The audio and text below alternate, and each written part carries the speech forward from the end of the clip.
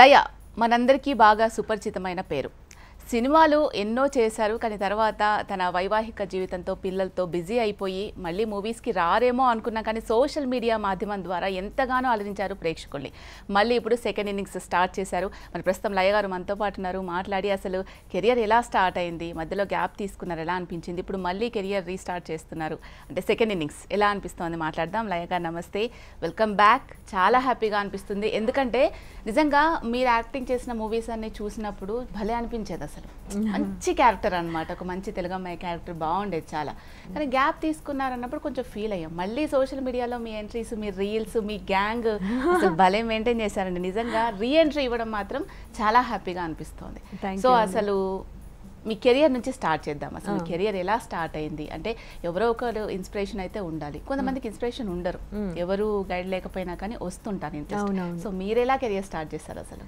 అంటే అండి నాకు కూడా అంటే ఏజ్ అలాంటిది, అంటే ఏజ్లో పెద్ద అంటే మనకి ఎలా ఉంటుందంటే మామూలు ఫ్యామిలీస్లో 10th అయిపోగానే ఇంటర్లో ఎంపీసీయా బైపీసీయా ఏం చేసుకుందాం అంటే ఇవి రెండే మేజర్గా తీసుకునే ఆప్షన్స్. అన్లెస్ కొంతమంది కిడ్స్ స్పెసిఫిక్గా వాళ్ళకి ఒక చాయిస్ వాళ్ళు డిసైడ్ చేసుకుంటే తప్ప ఇంజనీరా డాక్టరా జనరలీ ఇవే ఉంటాయి. తర్వాత చేసిన తర్వాత ఓకే తర్వాత ఇంజనీరింగ్ కాలేజ్కి వెళ్ళాలి, ఒకళ్ళు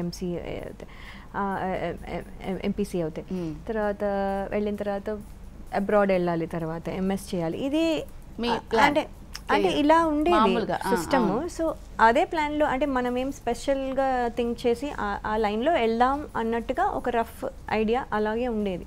సో 10th క్లాస్లో ఏమైందంటే, నేను 10th క్లాస్లో ఉన్నప్పుడు స్టార్ 2000 కంటెస్ట్ అని ఒక కంటెస్ట్ పెట్టారు.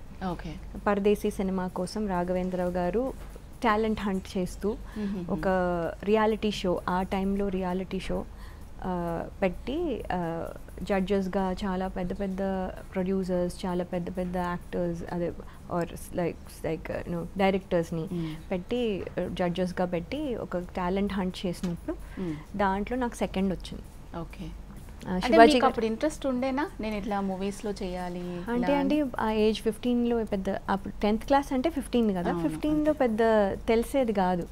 అంటే ఇది ఏంటి, ఇది చెయ్యొచ్చా అంటే, ఇది కెరియర్. ఎందుకంటే మొత్తం చదువు ఇది తర్వాత ఇది ఏంటంటే ఎక్స్ట్రా కరిక్యులర్. మేము డాన్స్ ప్రోగ్రామ్స్కి వెళ్ళే వాళ్ళము, చెస్ ఆడుతూ ఉండేవాళ్ళము. సో ఇది ఒక ఎక్స్ట్రా కరిక్యులర్ యాక్టివిటీ, ఇది ఒక యాక్టివిటీ అనుకున్నాను. కానీ ఇది కెరియర్గా తీసుకోవచ్చని నాకు కూడా మా పేరెంట్స్ కానీ లేకపోతే ఏదో ఒక హింట్ కానీ అప్పుడున్న ఎక్స్పోజర్కి తెలియలేదు. అంటే మాకు ఈ ఇన్స్టాగ్రామ్ లేవు, ఇవి ఫోన్లు లేవు, ఏమి గూగుల్ లేవు, ఏం లేవు. సో అది ఒక కెరియర్గా చేసుకోవచ్చు అనే ఐడియా కూడా లేదు. సో మ్యాక్సిమం అయితే లా, లేకపోతే ఇది చాలా ఎన్ని ప్రొఫెషన్స్ ఉన్నాయి అంటే అవన్నీ పెద్ద ఆప్షన్స్గా నేను ఆ టైంలో అనుకోలేదు. సో అందుకని ఇది ఒక డాన్స్ ప్రోగ్రామ్ మనం చేస్తున్నాము, అదొక స్పెషల్ అంటే జస్ట్ ఎక్స్ట్రా కరిక్యులర్ యాక్టివిటీ అంతే. ఆ యాక్టివిటీ వచ్చాము, చేసాము, ఎలా ఉంది మనం టెస్ట్ చేసుకున్నాం అన్నట్టుగా వెళ్ళాము అంతే.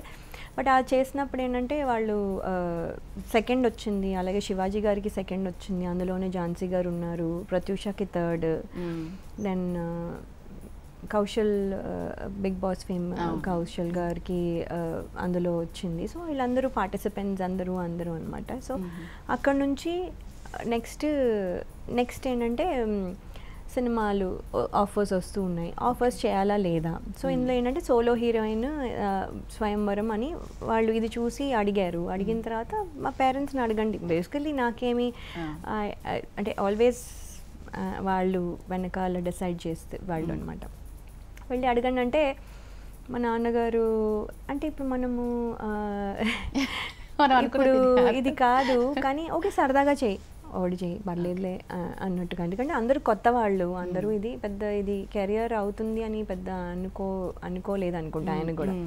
సో సరదాగా చేయలే, సరే పర్లేదు అని చెప్పి అనుకుని ఆ సలాల్లో ఫినిష్ చేసేస్తాం అని చెప్పి స్టార్ట్ అయింది. అది కూడా 1 year పట్టింది. అంటే ఏవి మనకి టైమ్ లైన్స్లో అవ్వవు, డిఫరెంట్ రీజన్స్ ఫర్ దాట్.